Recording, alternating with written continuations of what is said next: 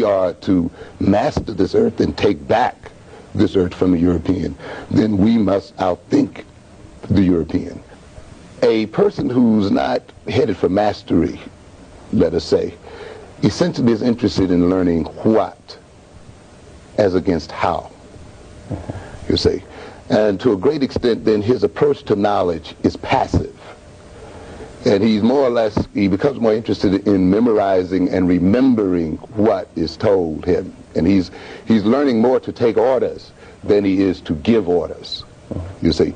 And to a great extent, many of our so-called educated blacks, our very highly educated blacks, have still been educated in that mode. So you go to, and unfortunately many of us go to school to get a job, for instance.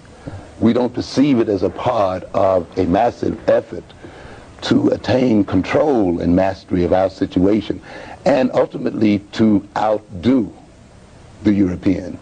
You see, one of the major problems we have as a people is, and one of the major functions, let us say, of Eurocentric psychology and sociology and history and so forth, has been to convince non-white people of the invincibility of white people, to convince us that the white man is not capable of being defeated, that he cannot assume his minority position in the world as he is.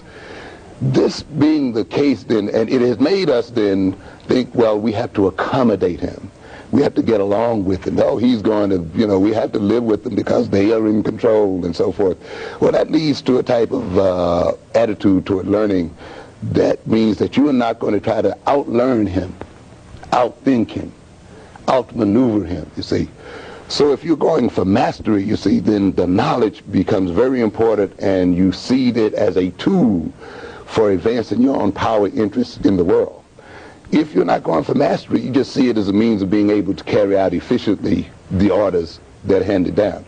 It also limits creativity, because if we are to defeat the European, if we are to master this earth and take back this earth from the European, then we must outthink the European.